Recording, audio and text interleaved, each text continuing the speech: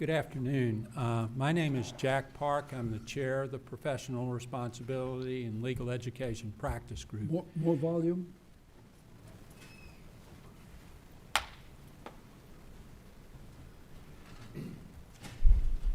And I'd just like to introduce the practice group briefly.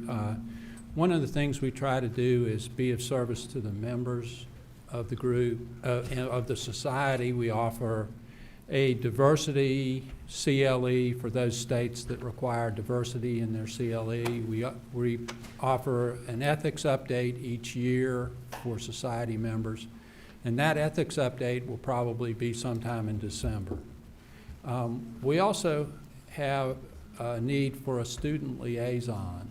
Our student liaison graduated, and if any of you can think of a student who's interested in these professional responsibility and legal education issues, we'd be delighted to hear of it.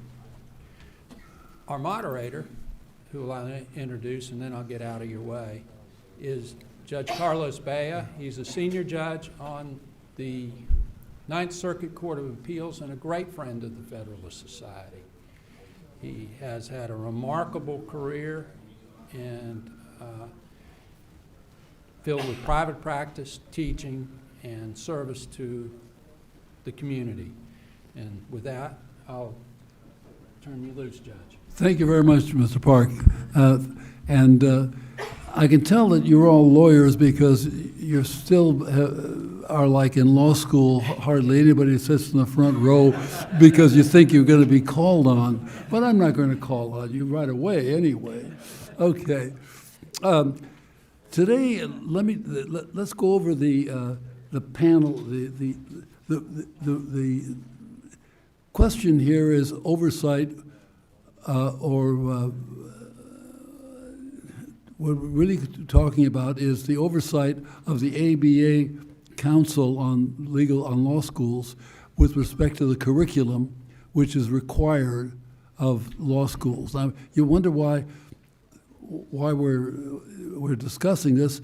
And a little bit of background, we're not picking on the ABA because of any perceived ideological or legal or political leanings, but the ABA is important because it exercises control over some of the most important aspects of law schools, which is a law school curriculum. And the basis of its importance and its control is that the ABA is the only institution which can accredit law schools for the purposes of state bar examinations, and importantly, for student loans under the Department of Education. So if you don't go to a law school, and 200 of them, or more than 200 of them in the country, if you don't go to a law school that is accredited by the ABA, you're not eligible to get a student loan, and you may not be able to stay there for very long. And if you do want to practice law, you have to be a graduate of an accredited law school. Only 4 states don't require it. Every other state requires that accreditation in order to sit for the bar examination. So the question is whether the present, standard of the ABA Council on Legal Education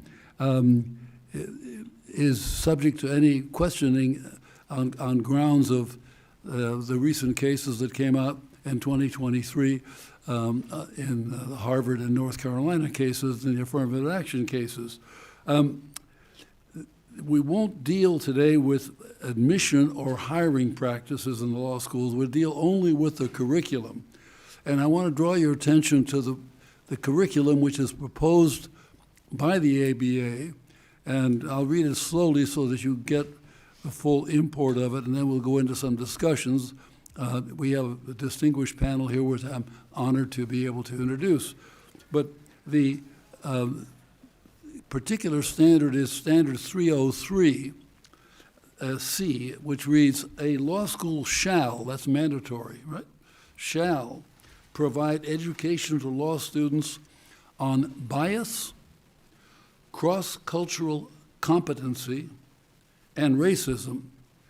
One, at the start of the program of legal education, and two, at least once before graduation. For students engaged in law clinics or field placements, the second educational occasion will take place before, concurrently with, or as part of their enrollment in clinical or field placement courses. So how we're going to proceed is, first I'll introduce the panelists, and the panelists will speak for 5 or 8 minutes on subject which they've chosen, and then we'll have some questioning back and forth on the panel, and then we'll go to the public to ask for questions from you. So it's my great pleasure to start introducing, to my left,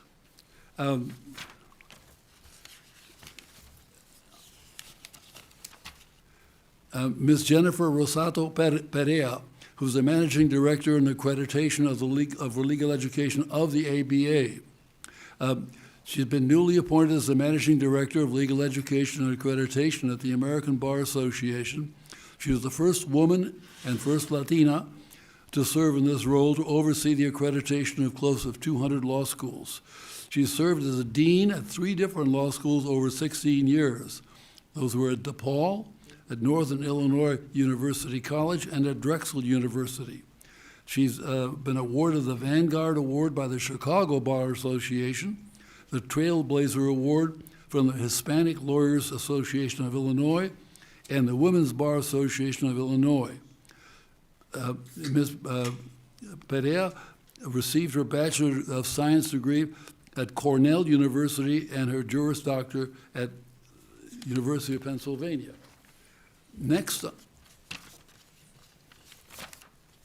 to speak is Dr. Dayna Bowen Matthew, who is the Greene Professor of Law and Dean of the George Washington University of Law School. Dean Matthew is the author of the best-selling book, Just Medicine, A Cure for Racial Inequality in American Health Care, and Just Health, Treating Structural Racism to Heal America.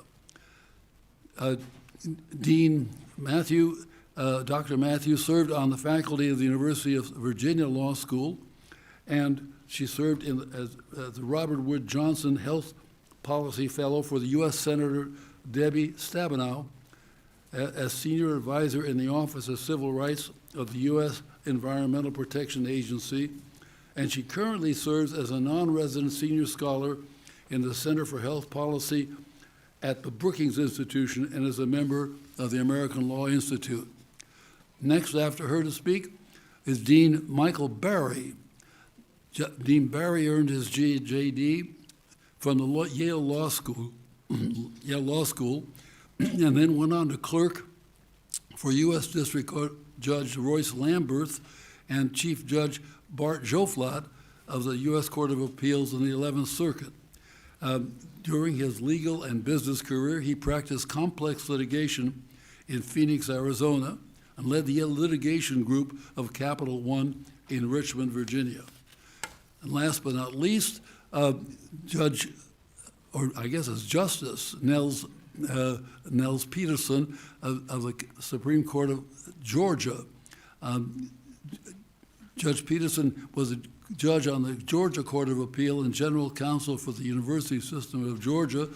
He practiced at King and Spalding and clerked for Judge William Pryor, who's the chief judge now of the 11th Circuit, and he's a graduate of Kennesaw State University and Harvard Law School. So without further ado, Ms. Perea. Thank you. Good afternoon. Can you hear me okay in the back? Yeah, wonderful. Notwithstanding the title of this panel, I'm very happy to be here representing the ABA. I'm the managing director, so I am not a decision maker, but I support the council and I am liaison to many of the constituencies and stakeholders that the council has. I'm glad to be included in this discussion. One of the things that I'm trying to do in my first year is to listen and learn from many folks who have very different ideas about accreditation and its pain points and the issues of accreditation. So I'm glad to hear everyone, particularly in the Q&A period of this panel. So as Judge Perea said, we are the accreditor of JD programs. So we're not accreditors of universities, the council. We are the sole accreditor of JD programs. Non-JD programs can be accredited, for example, by a regional accreditor. So we really focus on the professional degree of the JD. We are recognized by the Department of Education, and again, with the new administration, we don't know what that will look like, but as for now, we are in a process of what we call re-recognition. We get recognized every 5 years, so the Department of Education will come in and look at the council's work, look under and in every kind of process that we have, and make sure that we are abiding by the Department of Education regulations.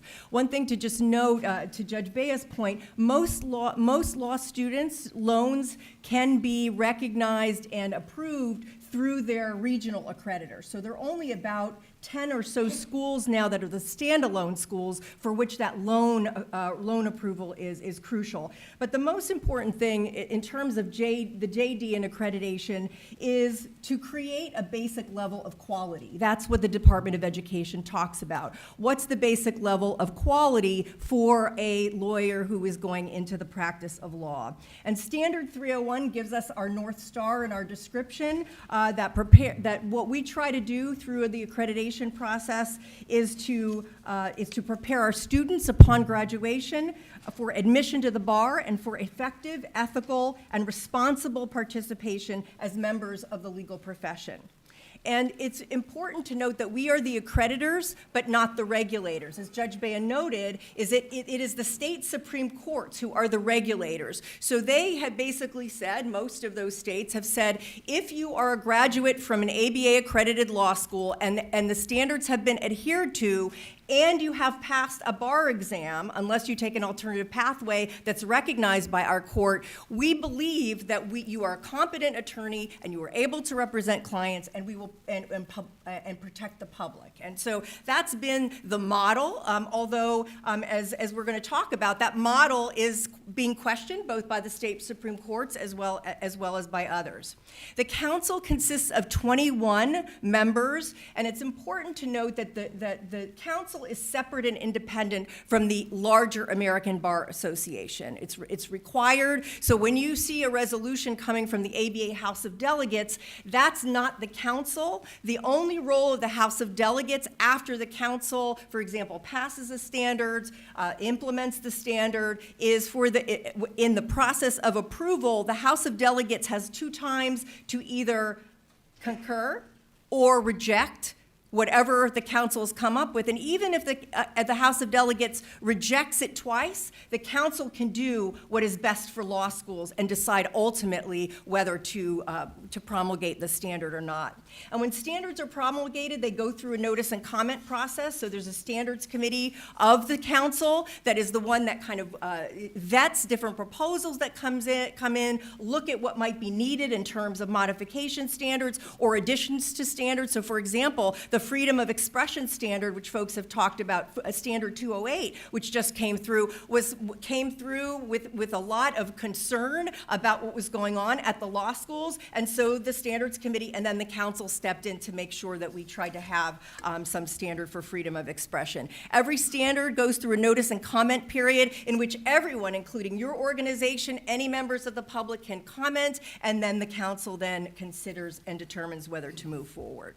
So as Judge Perea said, there are lots of standards that we could talk about. Most of the curricular requirements of the standards are those that are most basic that you understand from your own law school experience. Legal writing, experiential learning, pro bono opportunities, things like that. That there's not a dictating of particular subjects, although a lot of schools do a lot of the same things, right, to be competitive, but also to know what are the subjects that are tested on the bar and the subjects that will be most important for practicing attorneys.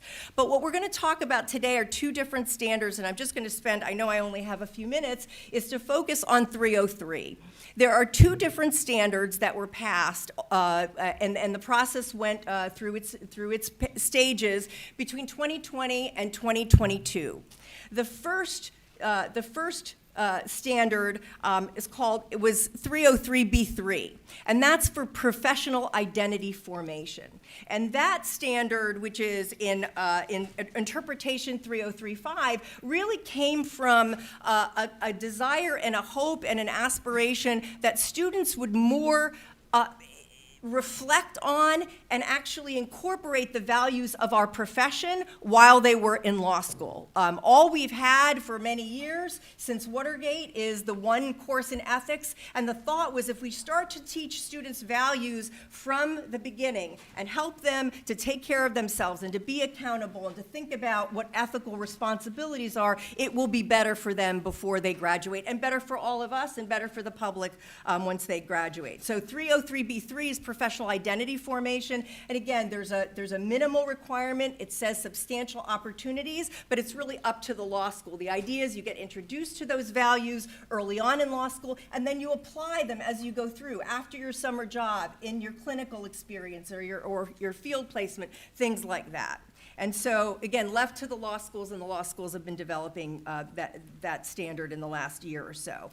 303C is, I think, what we want to focus on today, perhaps a little bit more controversial for some. As Judge Bea said, it is a requirement for instruction or education on bias, cross-cultural competency, and racism. And that particular provision came through the standards process. It was introduced, I think, by law deans, but was vetted through the process. And the idea was that having some knowledge and some tools in the toolbox about cultural competency, knowing and understanding others, to have some understanding of bias and racism in our structure in the legal system is important for lawyers in the world as they relate to different kinds of clients, different judges, and gives us a way to navigate in this world in those softer and harder skills. And so the promulgation of the standard, again, is very broad and open. It says here are the subject areas that we'd like you law schools to make sure that you have integrated into your curriculum, and it should be at least twice, right? So at the beginning and then one other time before graduation. And just so you know that there are lots of different ways to meet that standard, and Interpretation 3037 talks about some, and I think the deans may talk about some of the things that they've been doing in their law schools. It can be in an orientation session. It can be in a 1L class. It can be a module in a course. It can be a selection from a variety of courses. So again, the council does not order what will be done, but just says, you law schools, consistent with your mission, consistent with your community, you decide how you will develop that standard in your law school.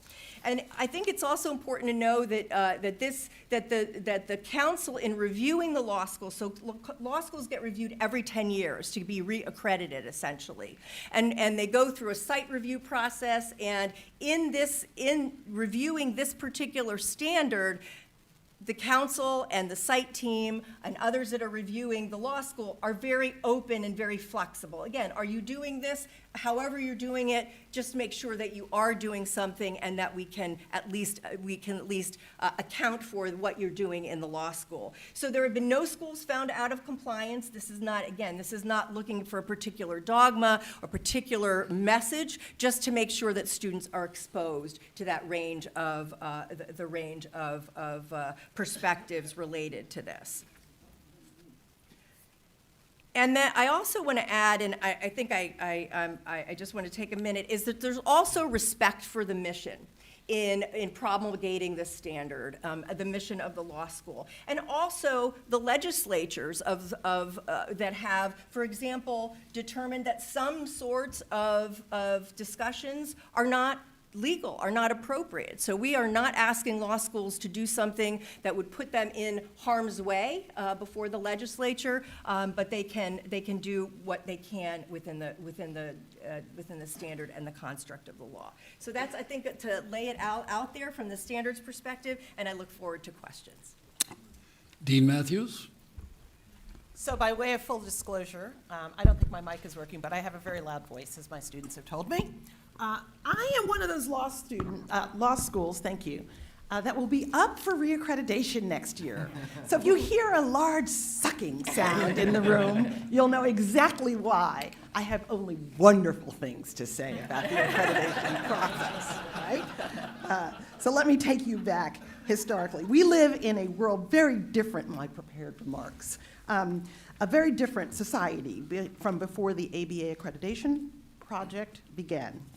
According to Susan Katcher, senior lecturer at the University of Wisconsin, during the colonial period before 1776, the colonies were founded on lawyers reflecting religious principles. So it was said that the legal profession, with its special privileges and principles and its esoteric language, are aimed at building a legal profession that was both efficient and godly. We should be so lucky, right? This was because lawyers were not welcome. A Pennsylvania document referred to the colonies as a happy country for this reason. Why? Because people apparently were happy to do without lawyers, as they were an unfavored group and reflected an open quote, ancient English prejudice against lawyers who were distrusted, close quotes. In fact, the people of the American colonies would have been happy, said one historian, to do without lawyers for quite a while. They did just that. The distrust of lawyers became an institution. This is according to historian Daniel Bornstein. Another legal historian, Lawrence Friedman, said, open quotes, lawyers were, in the end, a necessary evil. This was the view for most of the 18th century. Now, how were these people, these distrusted people, trained? Many colonial lawyers went to the Inns of Court in the English system for essentially an apprenticeship. And they were, inns, much more heavily invested in eating and drinking and socializing than in training. But nonetheless, that English system eventually translated into an apprenticeship system that prevailed throughout the colonial period in the United States. Again, according to the same author, Satcher, these were the system of a high degree of training, but also a high degree of variability. The quality of your instruction depended on the quality of lawyer who was leading your apprenticeship. So during the colonial period, this is a quote, an apprenticeship or clerkship was essential for being admitted to the bar. Those wanting to become lawyers in the colonial period sought an established lawyer, paid a fee, got practical experience working in the lawyer's office, as well as more academic learning by receiving instruction. At best, the quality was you got to read a few law books. At worst, the apprentice toiled away at drudgery and copywork. There were no law schools in colonial America. There was no ABA. Each colony set its own standard for entering the bar, and many lawyers practiced only part-time in combination with other occupations. Now, gradually, our profession grew in professionalism, and law practice became essential to the new United States. We became essential as, open quote, technicians of change as the country expanded economically and geographically. And boy, did public attention and opinion change. After the Revolution, the number of lawyers surged in the United States, and on visiting the United States in the 1830s, Alexis de Tocqueville referred to the bar and the judicial bench as the American aristocracy. What a difference a day makes, or a war maybe. How did this happen? Well, through apprenticeships still in the United States. Again, variable in nature. Another quote. Lawrence Friedman, a legal historian, said that legal instruction in the early days of the Republic continued to be provided by an apprenticeship, which tended to be uninspiring. So where did law schools come from? We evolved from this apprenticeship-based system of college lecturers. The first one was actually a small college called Litchfield School in Connecticut. By show of hands? Litchfield School in Connecticut lasted for about 50 years, educating about 1,000 students before it closed in 1833. But by 1850, there were 50 law schools that were private, like mine, but they did not give degrees. Instead, many lawyers read law, and again, the variability persisted. Think Andrew Jackson, a Carolinian who read law for 2 years during his teens and became a lawyer, and Abraham Lincoln, and we know his story. Now, law schools became a part of universities as a part of a movement called the Jacksonian democracy. I never heard of it until I was researching this. Jacksonian democracy? Yes. Okay, well, you'll correct me if I'm wrong on this. This lasted between the 1830s and about 1860. It was under the influence of President Jackson and resulted from an increase in a new generation of voters who spoke the talk of equality, but of course did not walk the walk, as the movement of equality was limited demographically, by gender, by race, by land ownership. But these men, called lawyers, were the aristocracy of that day. It was a popular movement, but that movement had a disdain for elitism. In the viewpoint of historian Samuel Eliot Morrison, the movement had contempt for intellect, it catered to mediocrity, it diluted politics with incompetence. You get the drift. He did not think highly of Jacksonian democracy. It also was influential at the time on the education of lawyers. So it was thought towards the middle of the 19th century, when there were about 10 universities that had now offered not just college reading courses in law, but also colleges of law themselves, that these affiliated law schools needed some standards. In 1865, the oldest law school in the District of Columbia was founded.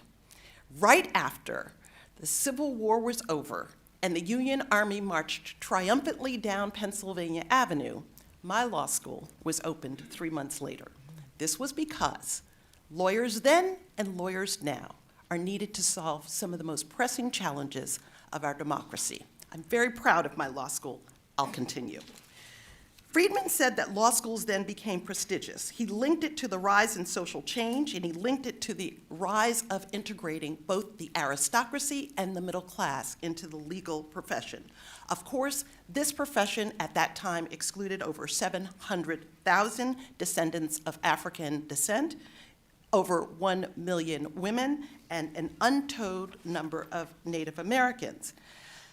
By the end of the 19th century, the Journal of Legal Education tells us that the rise of the ABA became an important part of the legal education experiment.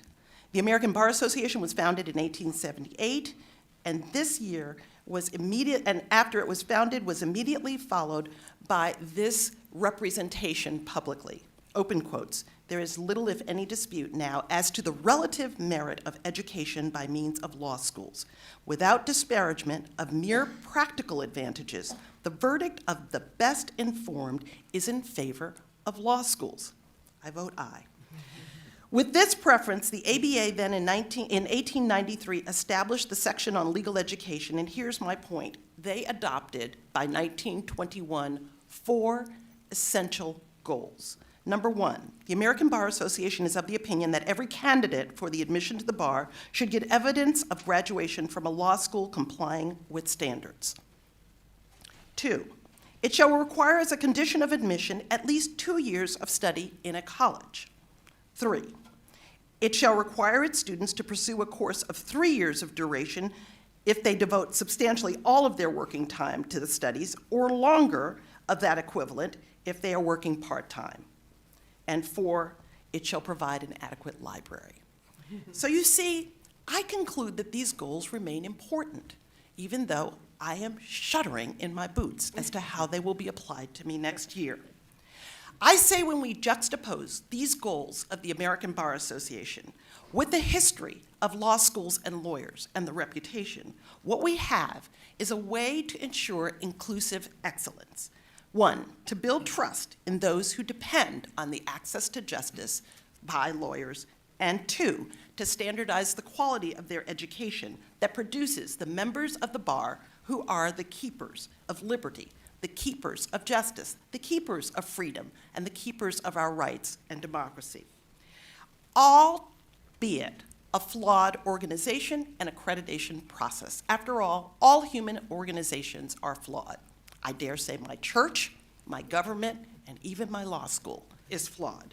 But yet, the trust, quality, and inclusive excellence that these standards achieve seem as important to me today as they did in 1878.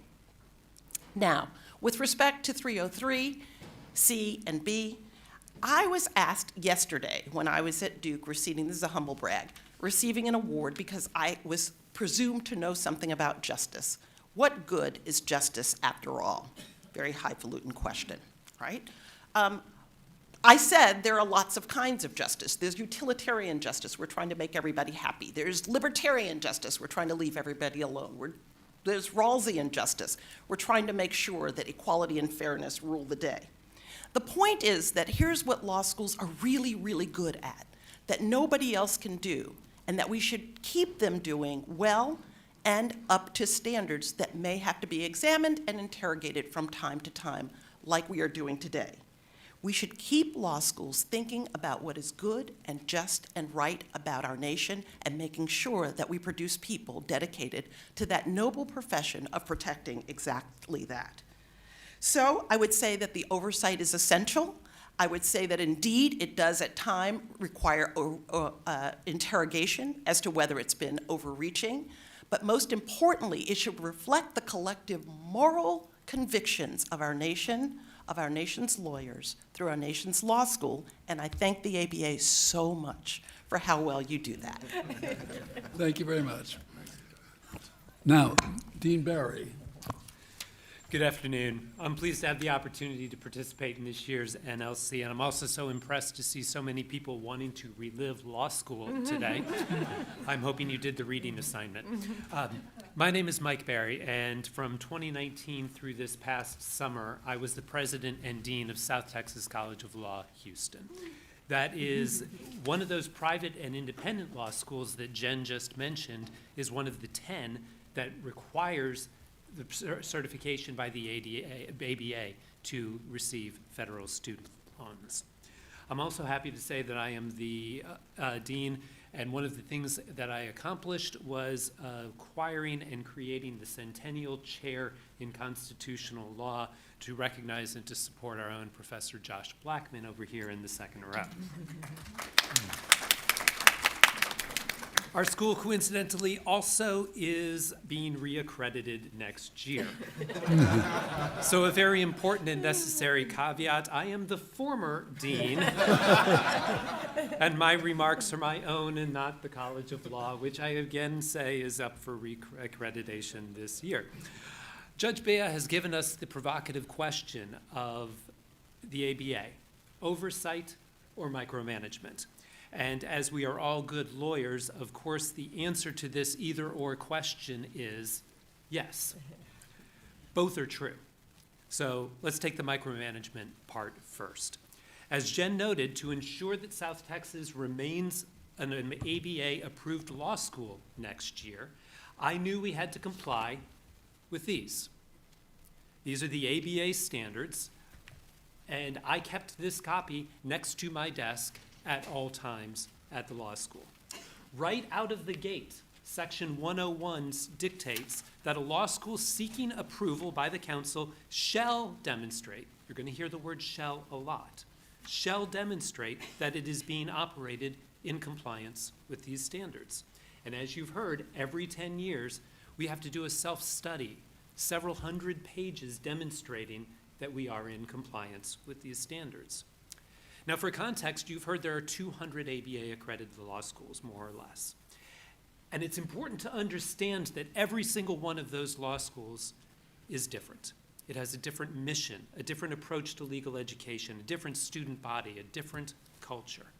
In my experience alone, just comparing and contrasting the little law school that I attended up in New Haven, home to some of the Federalist Society's founders, to the 2 law schools where I have worked, St. Mary's and South Texas.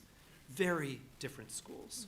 And in our little city of Houston, okay, very big city of Houston, we have 3 law schools. The University of Houston, Thurgood Marshall School of Law, and ours. You could not think of 3 more different law schools. But these ABA standards are a one-size-fits-all rule. The same rules apply to all 200 different schools. And they govern the day-to-day operations in a similar fashion, the process of legal education. So what does this mean in practice?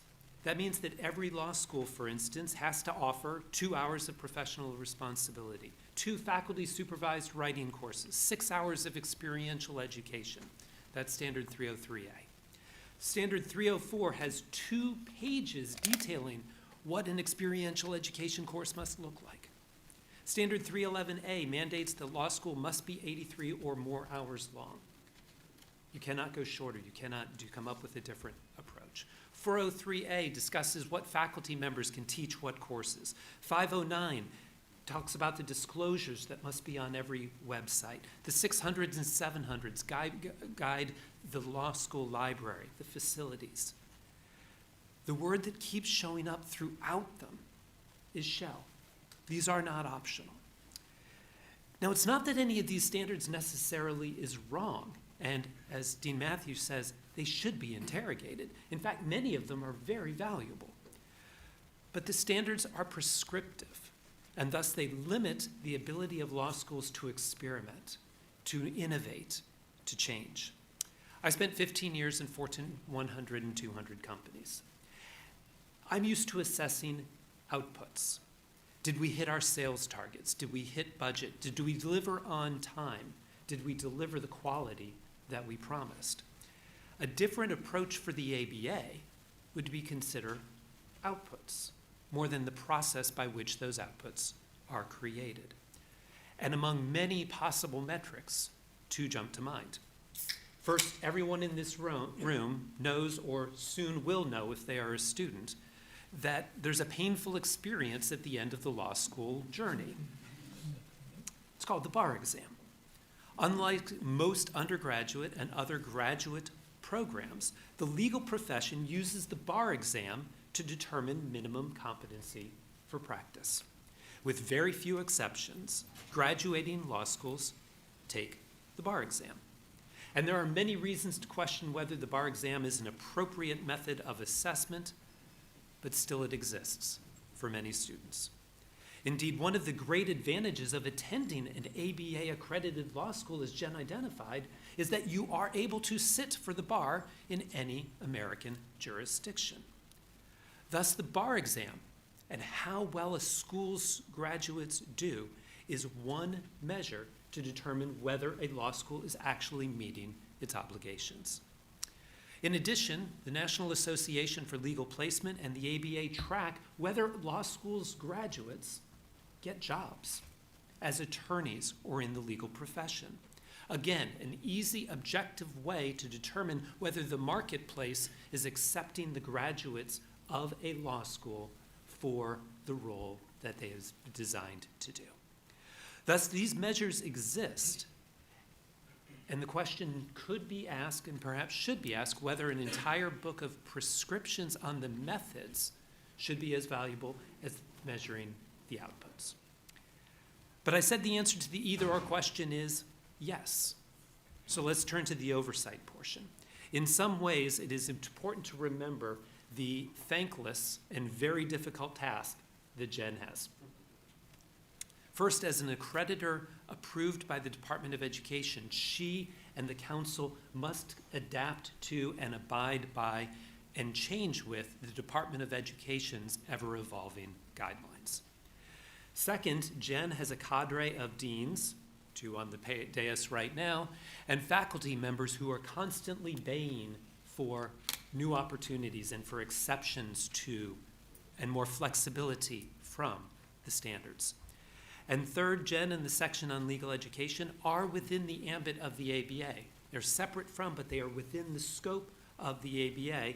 And I probably don't need to detail to the members of this audience that the ABA can have perspectives on particular issues. And the standards do provide flexibility. In fact, any law school can seek a variance from the standards for a particular program. There's a process, and they're not always granted, but there is a mechanism by which that can be done. And perhaps most importantly, Standard 201A states, and this is a quote, "The dean and the faculty shall have the primary responsibility and authority for planning, implementing, and administering the program of legal education." What does that mean in English? It's a very significant grant of authority to the faculty to determine what goes on in the classroom. I've got a degree in theology. In Catholic theology, we would call this the principle of subsidiarity. You let the decisions be made as close to where they are going to be put into effect. So in other words, most of what happens in the most important rooms, the classrooms, are not determined by the ABA. They're determined by the faculty.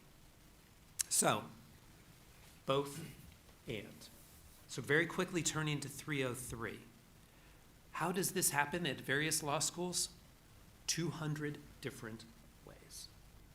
Every law school will apply it in its own image.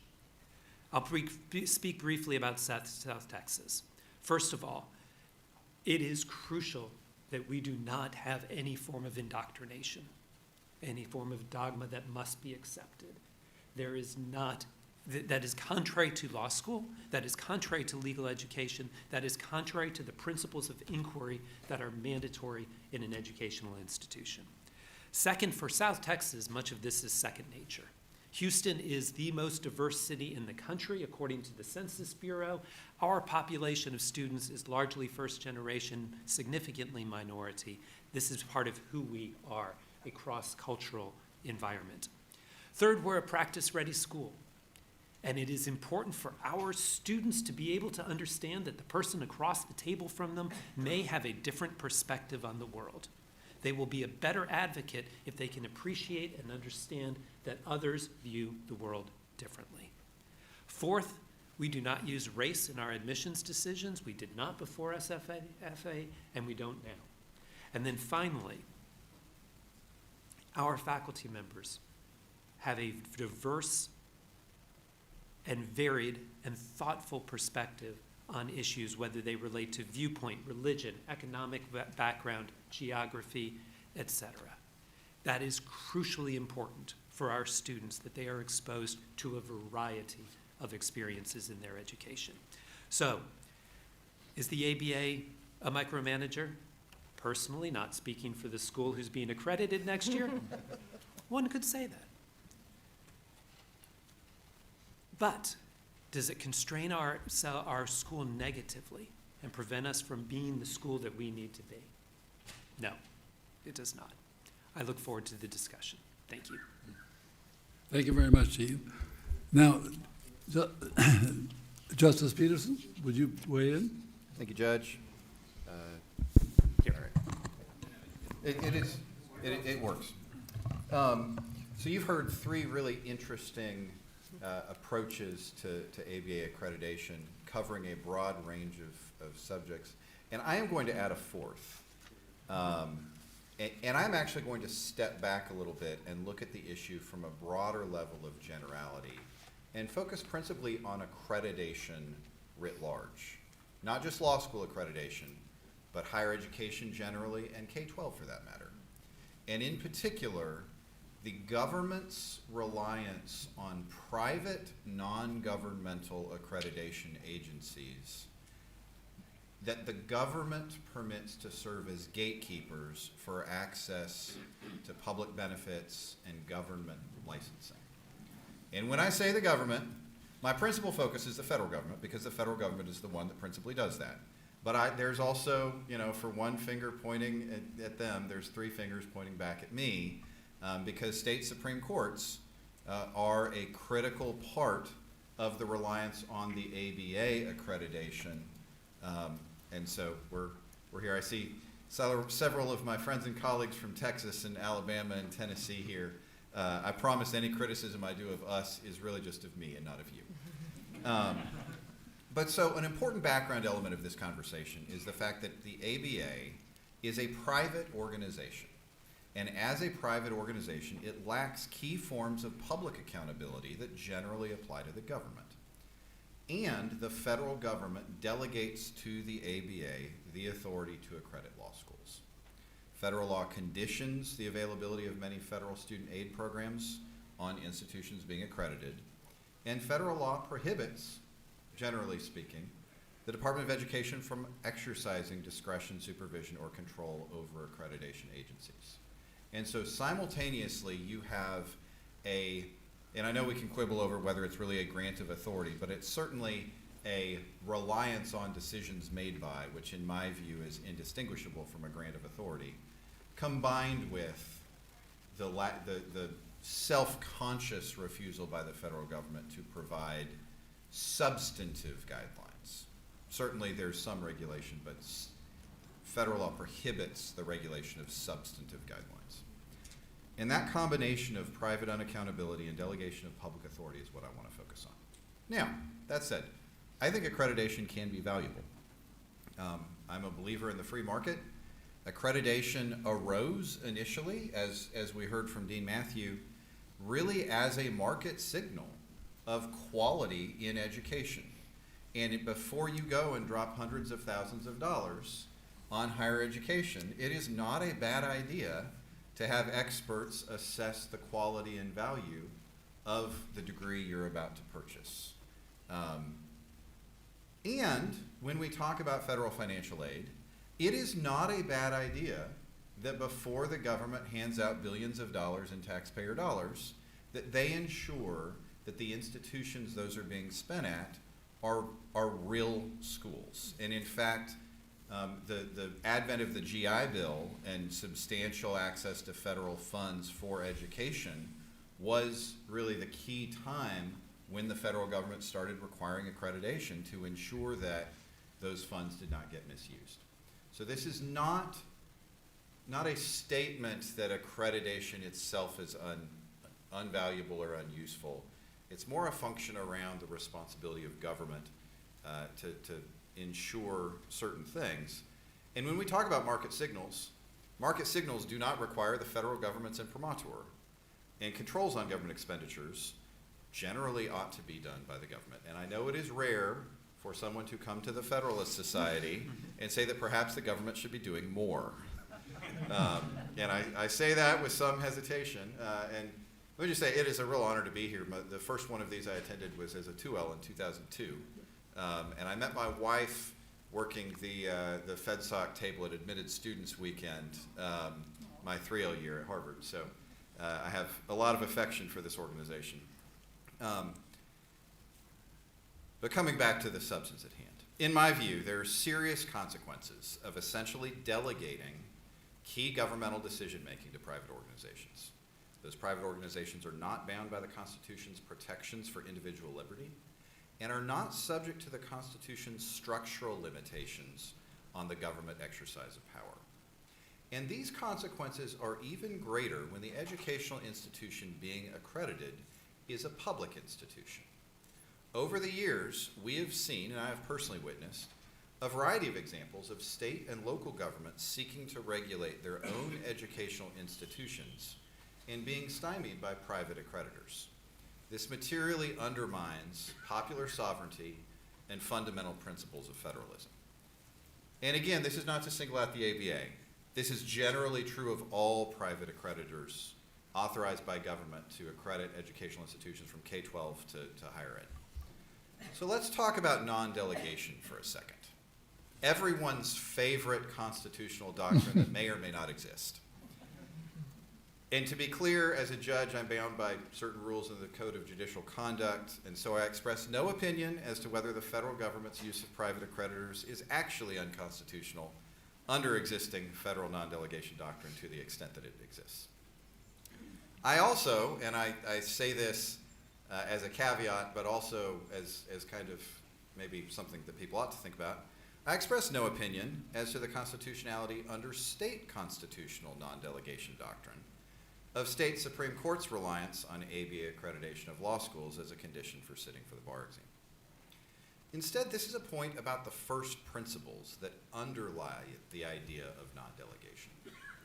Non-delegation really is inherent in any system of government that has separation of powers.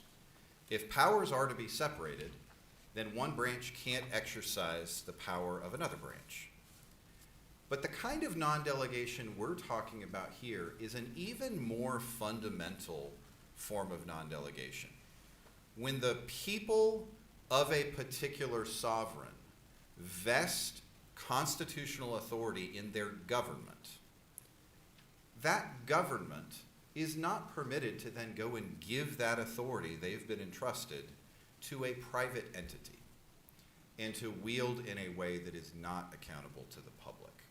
And that core form of non-delegation doctrine is, I think, something that everyone in the system ought to be thinking more clearly about.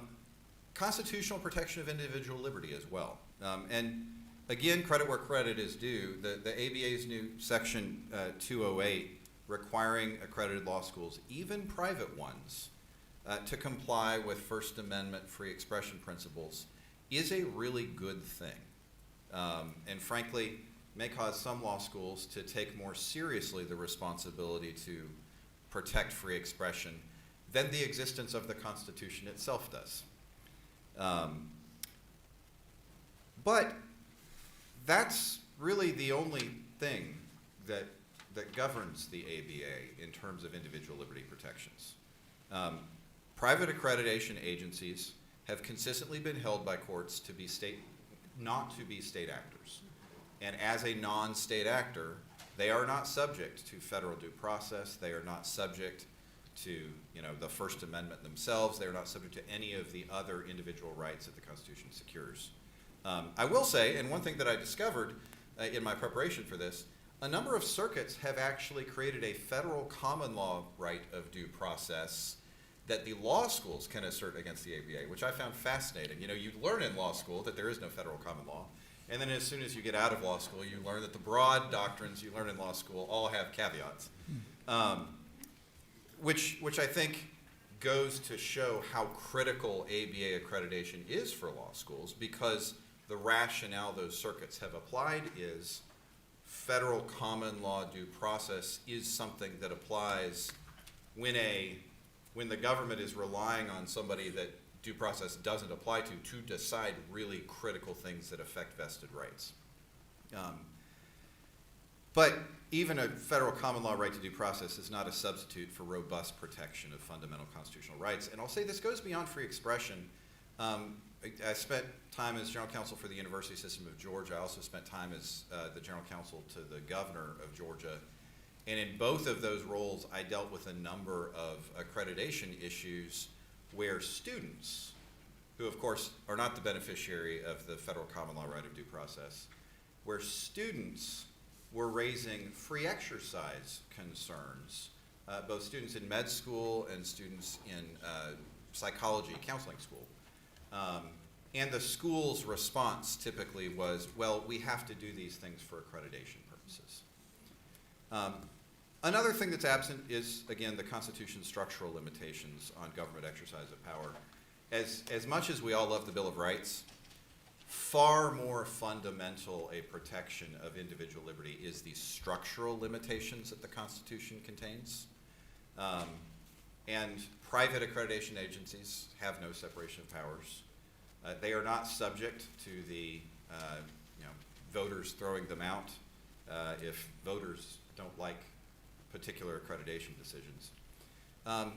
Also, state and local government interests, state and local governments have interests in regulating their own educational institutions. And voters have an interest in their government that is responsive to them, at least in theory, being able to make key decisions about education. A brief example of how this occasionally becomes a problem. My first week on the job in the governor's office in July of 2008, I got handed the file with SACS, now Advanced Ed. It's a key accreditor for K-12 schools. And they were going through the process of removing the accreditation of the Clayton County school system in South Atlanta, which was the first time a school system in the United States had their accreditation revoked in 40 years. The reason they did this was not a failure to teach the students. It was not, corruption or anything like that. It was because they had recently adopted a new standard requiring school board governance to be at a certain level. In Georgia, the people have decided that we want to elect our own school board members. Sometimes, and I know this will come as a complete shock to everyone in the room, when you elect government officials, they don't always get along with each other. Sometimes they like to make their own decisions and they like to micromanage. And this school board was, unsurprisingly, did not get along with each other, and they started micromanaging. Now, good boards get along with each other and don't micromanage. It is good for a board to do that. But when the people get to choose their board, and their state constitution says that they get to choose them, it is odd to have an unelected private accreditation agency to come in and say, well, because of that, we are going to take your accreditation. So, what should we do with these concerns? And again, as a judge, I'm usually limited in my ability to express too much of an opinion, and so all of this is at a high level of generality, and none of it is an expression of any view on any legal issue. But short of the federal government changing course, the ability of states to develop alternative approaches to accreditation is very limited. And I know that will seem, as a state Supreme Court justice, as something of a cop-out, and it may be. But here's the thing. In Georgia, we obviously allow the graduate of any ABA-accredited law school to sit for the bar. We also allow any Georgia law school, even if not accredited, to sit for the bar, because we're familiar with our local law schools. We used to have a couple of unaccredited law schools. One went out of business, one became accredited, and so now all of the Georgia law schools are ABA accredited. But we also have students from law schools all over the country coming to sit for the Georgia bar exam. Our ability to reach into those schools in other states is really very limited, and to, on our own, determine the quality of the education that's being done there. And so you really do need, when we talk about something like law school accreditation, you really do need a national approach, whether that needs to be the government or otherwise. But I do think the federal government should change course. I think it should seriously reconsider its reliance on private accreditation agencies, or at the very least broaden the ability of states or groups of states to create their own, particularly K-12 and the like. And state Supreme Courts should really think more seriously about whether we have made ABA accreditation too much of a gatekeeper in managing access to the bar exam. And other state and local government entities that rely on private accreditors should do the same.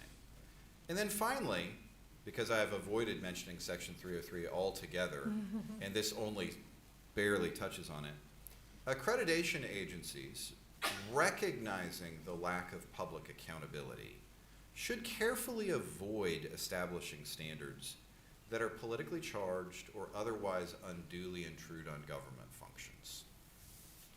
The last thing I will do is simply observe a pending lawsuit that exists that I also discovered during my preparation for this, filed by the state of Florida this year. It was dismissed in October by a district court, Florida versus Cardona.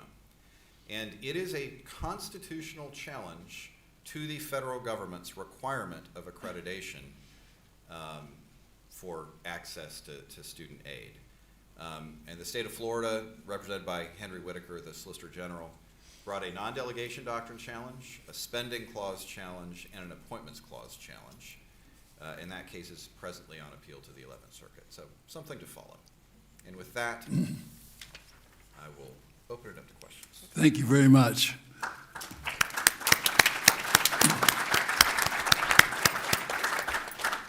Well, I've been taking very seriously some of the presentations about a judge's duty to read the statute and interpret the statute. And when I take a look at the 303C that we're discussing here regarding courses that have to be given in order to assure accreditation, I find some terms that I don't quite fully understand as to their content. And the first of those terms is the term cross-cultural competency. And I asked the two deans, what kind of courses do you teach in cross-cultural competency, and what is their subject matter? So we don't teach a course in cross-cultural competency. We ask people to talk about different cultures and be able to do so competently. So you have professors to talk about different cultures? So what we really do, and we've tried a couple of things, is we have conversations. We ask people, because we are really careful about admitting students from a wide variety of backgrounds, perspectives, cultures. We ask students to share on some of the things that their cultures inform them about in a hypothetical, and we talk across differences. It's one of the ways that we equip lawyers to behave responsibly in a pluralist society. We make sure that we have many cultures represented, and we ask people, as part of our, I think, commitment to that history I talked about, solving some of the most divisive issues in the history of our country. We make sure people can listen to one another. We make sure that people can express themselves in civil ways. We make sure that people can have an experience where they are taught and get to practice the art of disagreeing agreeably. Okay. And how do you give examinations on cross-cultural competency if you give them? We don't. How about bias and racism? Who are your guiding lights as far as authors or theories about bias and racism? The literature is copious about bias, how to measure it, where it shows up, what it does, how it influences. There's debates about whether you can or cannot measure it. It's a literature I know pretty well because I write about it. It's over 50 years old, and we've tried different authors at different times, I being one of them. And examinations, do you give examinations in bias and racism? No, what we do is talk about how every human being comes to a problem with preconceived notions. And we try to reveal how important those are to account for. It's something I learned when I was practicing as a litigator and realized that there were ways in which I was preparing for cases with people that I didn't know and hadn't encountered before that were influenced negatively by the fact that I just was unfamiliar with their culture and their background. So I thought it was a really important addition for me to be able to expose students to by experience, not exam. Same in that certainly not graded, not assessed. Particularly in clinical programs, in advocacy programs, having folks who practice before juries come and talk to students about how you approach a jury can actually be very helpful for them to realize that just because the budding attorney approaches a problem in a particular way, the people sitting in the box may have a different perspective. And if you don't appreciate that and account for that, you're going to not be serving your client well. So in many ways, it's just making them aware of the reality that people approach the world differently. Okay.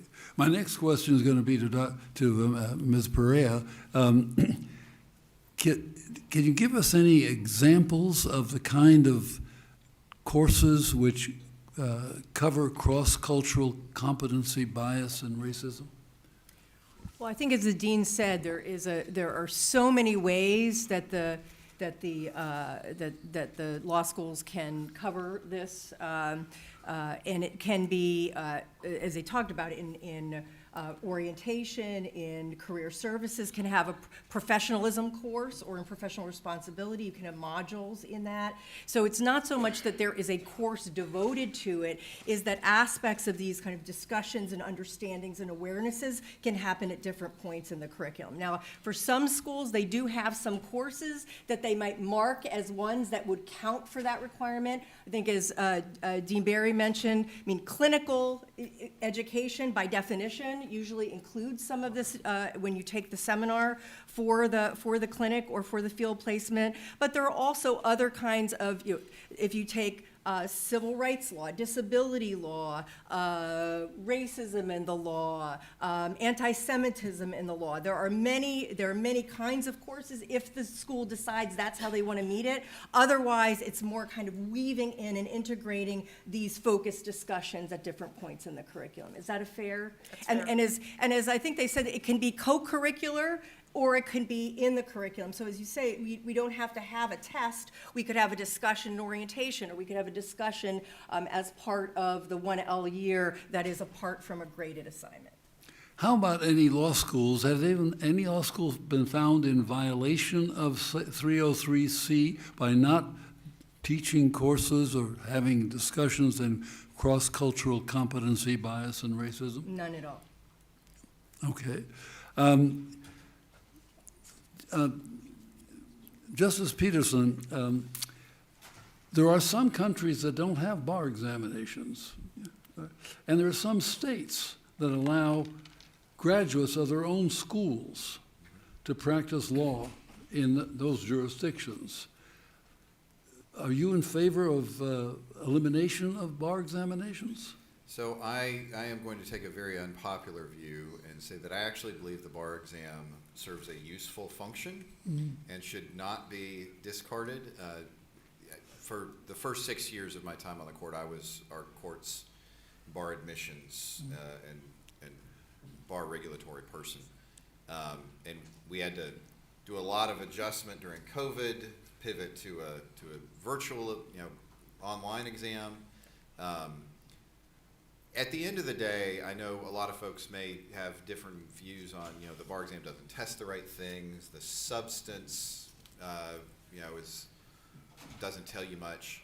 In my view, the key thing that the bar exam does is it assesses whether the law student who is seeking to represent people, seeking to have their lives in their hand, whether they are capable of processing an enormous amount of information in a short period of time and then be able to apply that to specific questions or circumstances. Regardless of whether or not you remember anything about the rule against perpetuities, assessing whether you can process a lot of information in a short period of time and apply it to particular problems tells you a lot about whether that person is going to be competent as a lawyer.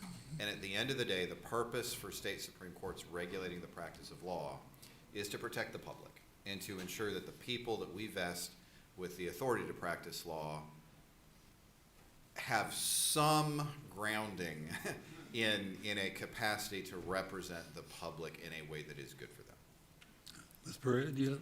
Yeah, I think that Judge Peterson raises a great point about what some of the other pressures are on law schools besides accreditation. So just the idea of having a high stakes exam has now moved law schools in order, and our requirement is 75%, which is actually not, it's not really high, and most of the schools make it, but it does create a lot of pressure for law students to take bar tested and courses, plus also the bar preparedness and all of that. So if we, again, in a different world, if we didn't have a high stakes bar exam, it might be different, different pressures. The same, I think, the other pressure I think we see in law schools right now, and we're getting, as we have discussions with the Clear Commission, for example, the state Supreme Court justices, because they're struggling with all of this and how important accreditation is or is not, is the bridge to practice, is that we're both seeing the same issue, which is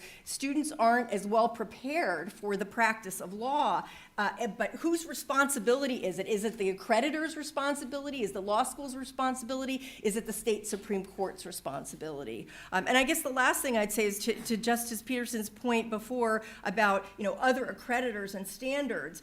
I think there is a value to that national approach, whether it's our approach or a different approach. It takes a lot of time to do these reviews, to enforce standards, and I think it's crazy making for law students these days who want portable bar exams to be able to say, okay, what does state A want? What does state B want? What does state C want? So one of the things that we're trying to think about is the value, kind of thinking about critically, what's the value of uniformity? Do we get the quality that we need? And what are the differences that we really need to account for that are really going to not put so much pressure on the law schools and students who have a tremendous amount of debt to add to that burden and debt by having different accreditors and different standards. So just a larger picture I just wanted to tease out from your great comments. Let me ask a question of you, Ms. Perea.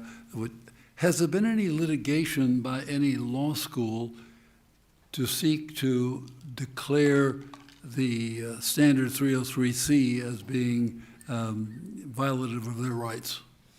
No, there's not been any challenges. In fact, when this was out during the standards process, there really was very little resistance, so to speak. It went through fairly smoothly at the time, and I think part of it is, first of all, it's been in effect for about a year, a little bit over a year. No schools have been cited, so there would not be a violation, so to speak, from which they could litigate. Usually, if there's going to be some harm, then that's where we would see a notice to litigate. But we haven't had complaints from schools because I think most of the schools see the value of it and then are integrating it in their own ways. And so it doesn't seem to be, at least for now, a problem from the law school perspective. A lot of our panels are talking about the Students for Fair Admissions versus Harvard and North Carolina. Has that impacted these programs in any way? No, it has not.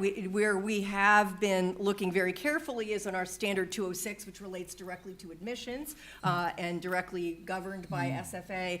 But SFFA doesn't, in my view, and others could disagree, affect what you talk about in the classroom related to race and ethnicity. And in fact, Justice Roberts, at the end of the opinion, actually opened the door to conversations and understanding about race and ethnicity because he kind of encouraged the law schools to look at applications, for example, on how race and ethnicity affected the lives of prospective students and what they could add to the law school community. So it seemed to me that it would at least allow for that discussion in the classroom, since none of it's being prohibited or barred from any student. I'd like to open the panel to ask questions among each other, if there any there are, and if not, we'll open it up to the public.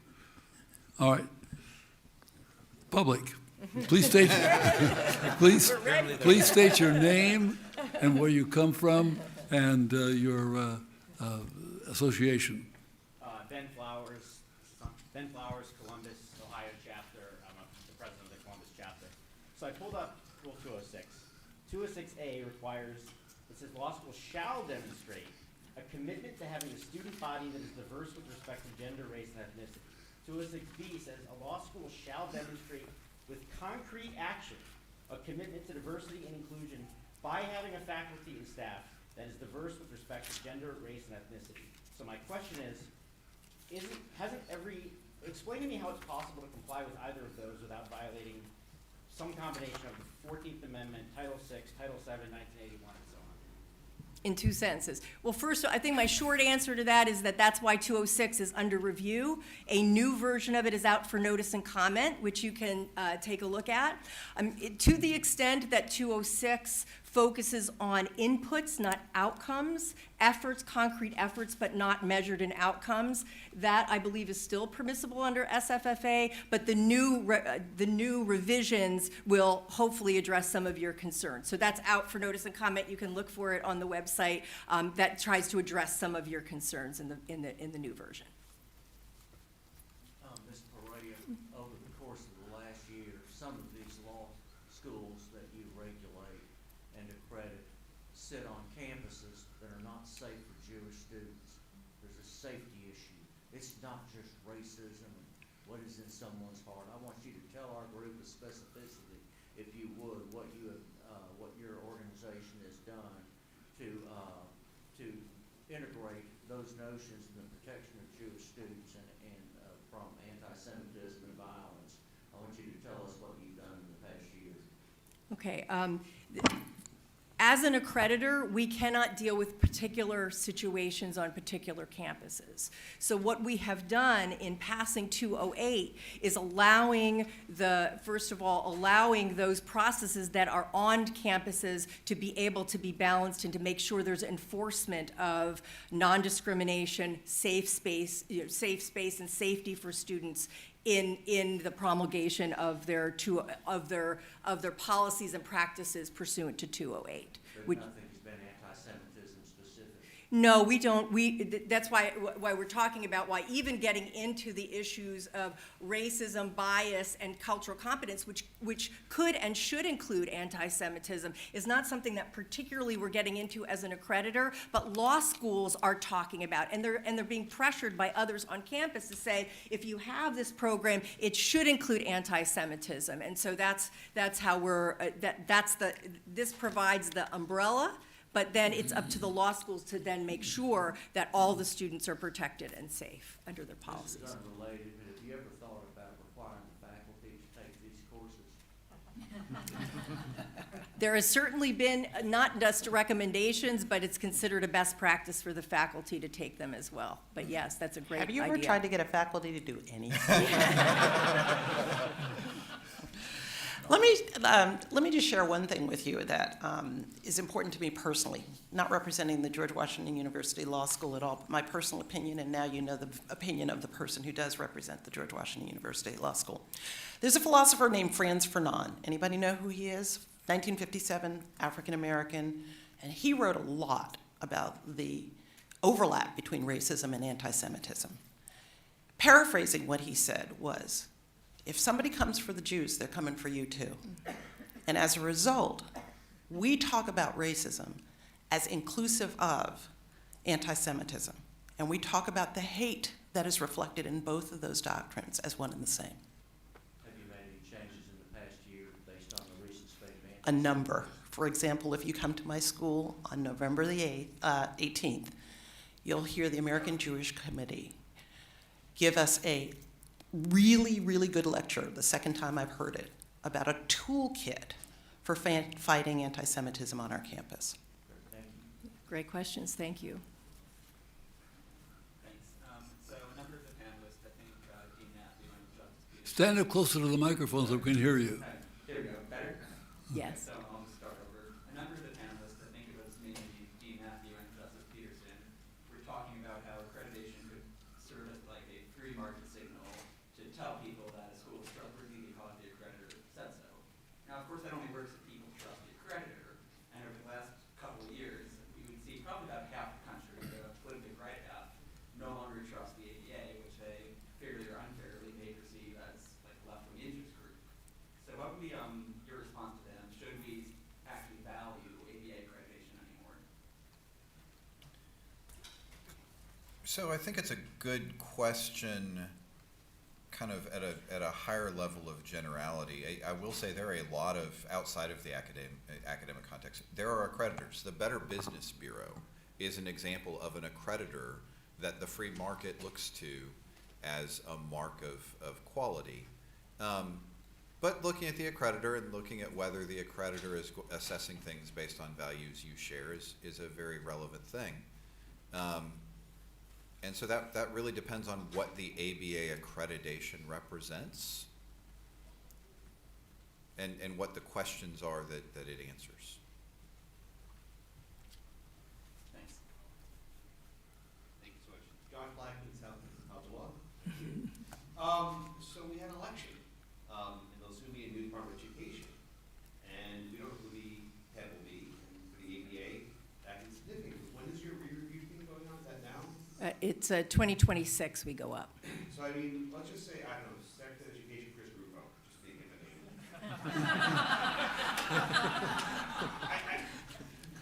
I asked your predecessors this question, I asked the same, do you think the ABA might be at risk of losing their monopoly? And if so, to Justice Peterson, what other bodies might be able to fill that vacuum if the federal government says, okay, ABA had a good problem, thank you, we'll take it from here? Well, I'll be out of a job, so. No, I mean, again, we don't know. I mean, and the question is, I mean, I will probably be at the front of whatever challenges come, because I do believe that the ABA accreditation may not be perfect, but it is the best there can be for law school, lawyer accreditation. What I would say is, I mean, I think there is a question of whether it will gut the accreditation entirely or simply manage more the content of the accreditation as legislatures have. And then, of course, we will adapt. So I think that is a question that is not susceptible to a very simple answer, in part because there are existing statutes that govern a lot of that, but also in part because my principal objection to ABA accreditation is not that the ABA is the wrong private accreditor. It's that the concept of the government relying on private accreditation altogether is problematic. I don't love the government doing it either, but some entity that has real, genuine public accountability and is accountable to the electorate, ultimately at the end of the day has to be responsible for the exercise of government power, and determining who is eligible to receive federal benefits and to receive access to public licensing is the exercise of government power. Thank you so much.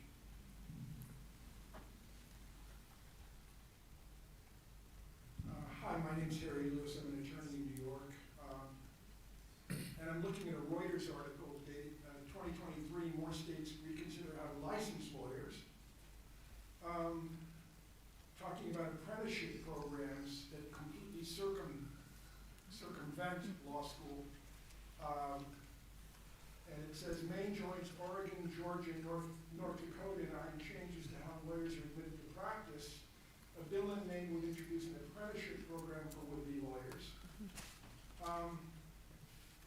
And the article further reports that these states are experiencing serious lawyer shortages.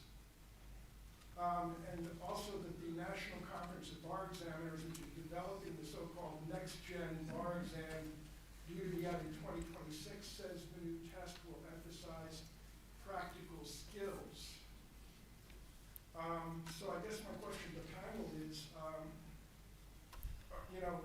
apprenticeship programs could, given these, in my view, these skyrocketing costs of law school and of all education, its costs have really risen significantly in the last decade or so, and a lot of law students now graduate with huge debt burdens. Will the economics of the academy drive further reform, including reforms in that direction? I can jump in on this one. I think we're going to see a lot of changes in a lot of different ways. And states across the country are looking at several different things right now. One is, as you mentioned, potential apprenticeship. There's also an access to justice issue. There is a dearth of attorneys capable of providing services to a significant portion of the population at a reasonable cost. So should we have different licensing models that provide, as in medical arenas and others, mechanisms by which individuals would be able to have limited practice scope and not have to incur 3 years of legal education at the expense and pass a bar exam? There's that balance of how do you protect the public from individuals? How do we ensure that we're providing justice? How do we provide a pathway for individuals into the legal profession? All of those issues, and then the cost.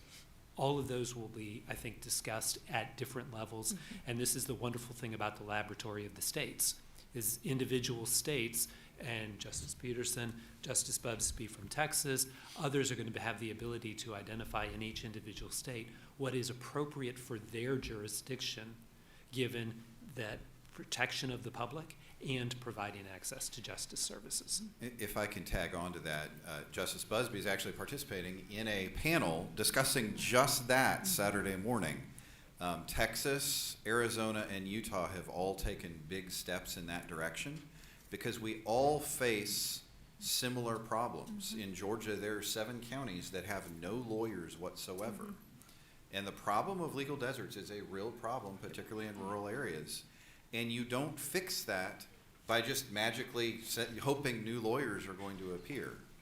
And so there's a real problem that increasingly states are assessing their regulatory schemes to decide whether our regulation of the practice of law is actually creating too much of a barrier to access to justice. We just began that review ourselves, sparked largely by the work at Texas. And so I want to applaud the Texas Supreme Court and what they've done recently. Thank you very much. And I would just add, I do think that right now the apprenticeship model and pathways to practice is being done incrementally, because again, we want to make sure that if we go forward with some of these, we don't do it 100%, and then it's not an experiment doesn't go well. And also, who's going to supervise the apprentice? Who's going to pay for it? So I think these are good experiments, and we are all in favor. In the ABA, we've put out a statement of the council that we applaud the pathways to practice, and of course are going to be looking at that. I think also experiments like online education, the Department of Education, for example, has got more flexible. We're getting more flexible as well, but we also want to be careful that online education is just as good as preparing lawyers as the brick and mortar, but could also help with those access issues, both for education and the community. Thank you very much. My name is Teresa Collette, and I'm a professor in Minnesota at the law school there. The Federalist Society just last week did a teleforum on the Amy Wax. Could you, because the microphone, Yes, you go closer. the Amy Wax case out of Pennsylvania, where a tenured chair professor lost her chair after a second adjudication. The first hearings they had on her conduct exonerated her, and a new dean came in and decided they would hold a second set of hearings notwithstanding that. It was an interesting conversation. And in light of that, and if you look at every study that's been done of the political demography of the legal academy from 1998 through 2017 with the Bonke study, which is the most recent, in addition to one that appears on a blog page, the faculty at law schools uniformly are at least 80 to 85% Democrat, and the other 15% typically are characterized as Republican based on campaign contributions or voter affiliation. We often use race as a substitute for intellectual diversity, when in fact, if these studies are accurate, one of which was over 3,000 professors, so it seems to have an adequate database, is that sensible, or should we be looking at the ideological uniformity of legal education in this context? I can say that we define diversity at the George Washington University Law School broadly, including ideological diversity, geographical, economic, racial, ethnic, gender, sexual identity, military service, and so many other factors. Multiple generations, right. And so many factors, because again, in order to equip someone, as we hope to do, to be a leader in a pluralist society, we have to have all those viewpoints represented. So yes, I do think, in answer to your question affirmatively, that political as well as other forms of diversity are important to represent on faculties and in the student body of the nation's leading law schools. If a theme of this discussion is potentially that different people be forced to believe things maybe that they don't believe because of accreditation, because of other issues, or to espouse a movement, how would necessarily having elected bodies determine the content of these discussions, how would that necessarily work against that possibility? Well, the First Amendment applies to the government, and typically the First Amendment prohibits the government from compelling people to believe things. Last question, because we're coming to Judge Elwood. Hi, I'm Jennifer Elwine. I'm from Houston, Texas, and it's very nice to see my former dean, Dean Berry, on the panel today. So thank you. Many of us have served on boards of educational institutions, and oftentimes the administration will tell the board members, we have to do this because the ABA or the SACS, SOC, or whatever it's COC, says you have to do it.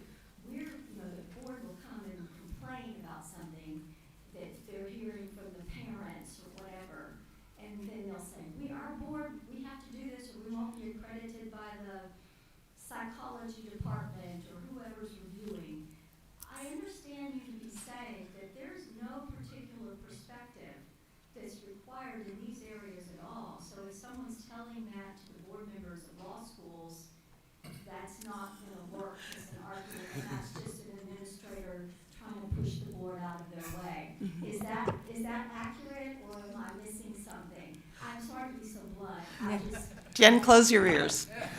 Close your ears. So, I played that trick myself.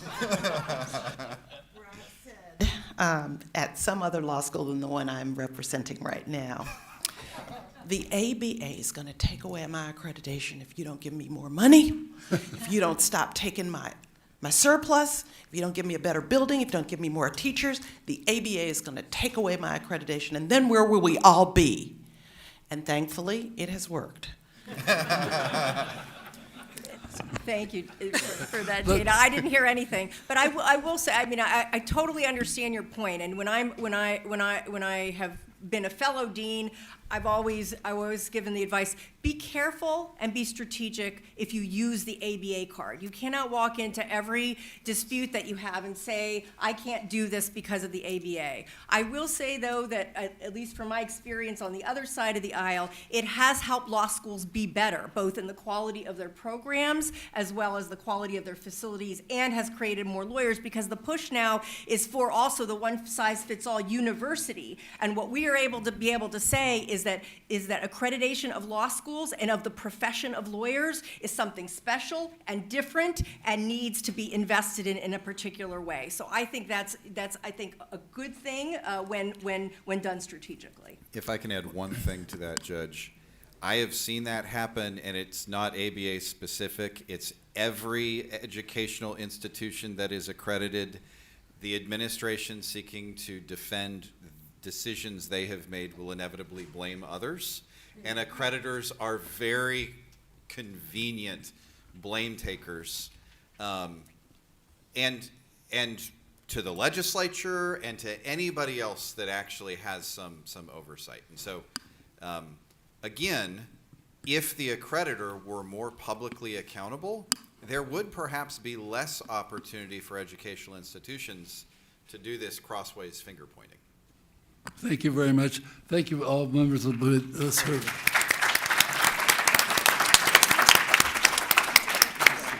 Thank you very much. You did a great job keeping us focused. I hope folks felt that it was